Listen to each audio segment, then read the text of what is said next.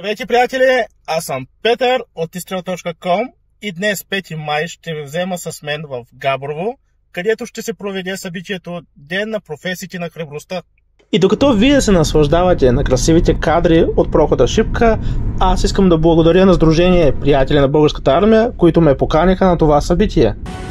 Въпреки, че синоптиците познаха, че над Габрово ще се изсипе голямо количество дъжд, това не спря младите момичета и момчета от Приятели на Българската армия да покажат на какво са способни. На трибуната се проведе демонстрация по бойни умения. А сега ще ви покажа и щанда, на който има учебен автомат Калашников, и точно тук е мястото, на което всеки може да се научи или да покаже вече усвоени умения да разглобява това оръжие.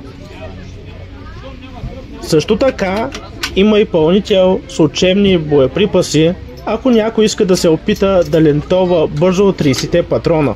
Излишно е да казвам, че младежите се справят отлично и с двете упражнения.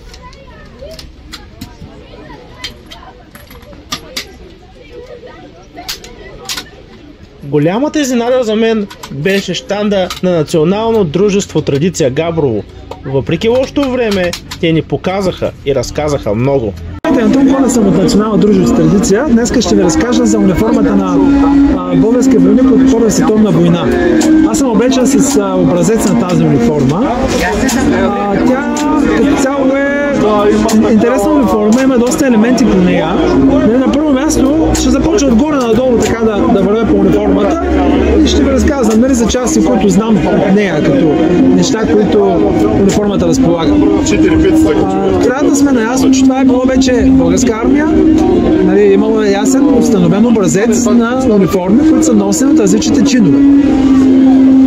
Обикновеният войник започва отгоре надолу от главата му с фуражка, която има определена кокарда, определена от българската армия, раздавана съответно на войниците, заедно с цялото оборудване, което е на тях. Това се носи в строй, в почетни такива формирования, в походи също така.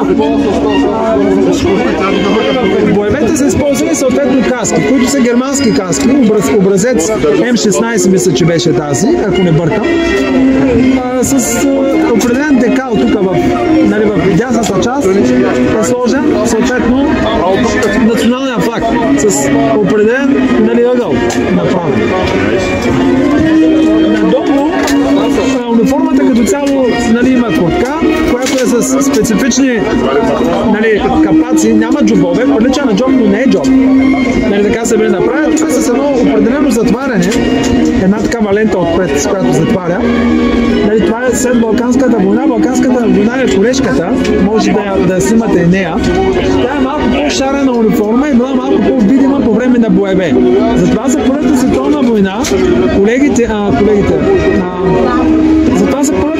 война нашите военни интендантства вземат решение униформата да е много по-изчистена, опростена с цел камуфлаж. Сега надолу омундировката, която се поставя на войника, която носи, представлява две паласки с по 30 патрона. Ето ги паласките. Тук са с едни специални скоби, които ги държат пачките да не изпадат по време на когато се осъществява различни преходи или бягания или предвиждане между позиции.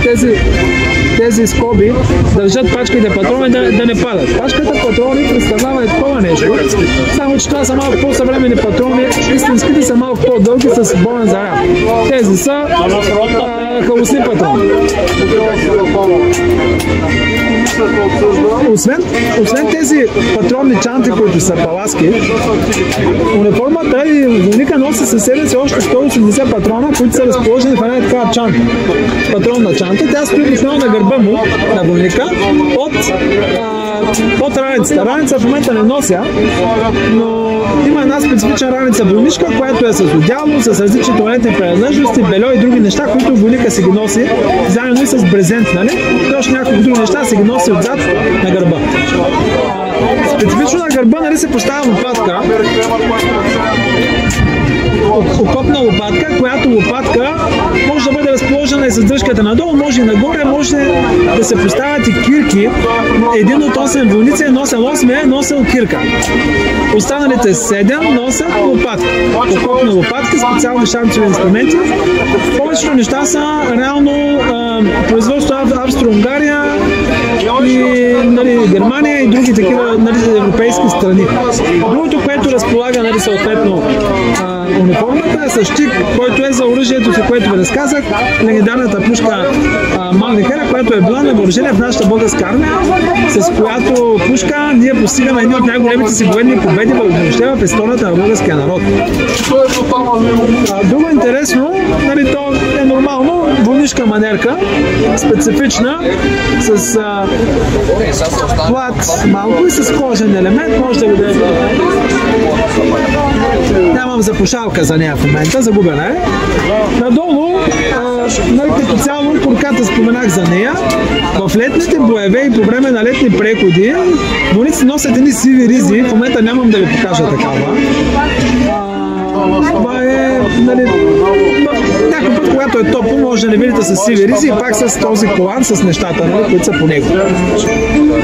Което е в някои, също така, униформата към края на първата световна вече са носени и противогази. Освен патронната чанта, войници са носили и противогази.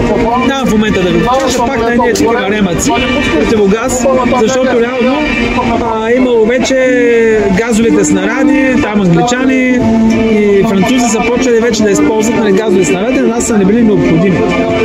Надолу панталона е кафяв с червен кант и отдолу евентуално или с бутуши.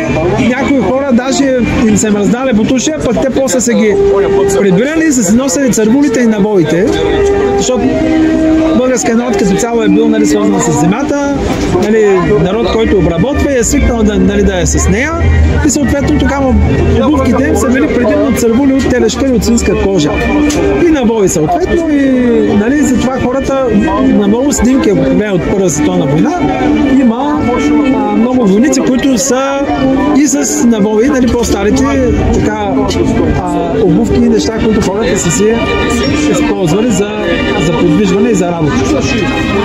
Това е основното на тази униформа. Аз съм Петър от Изстрел. Това беше първа част на моето видео от Габрово. Очаквайте продължение скоро.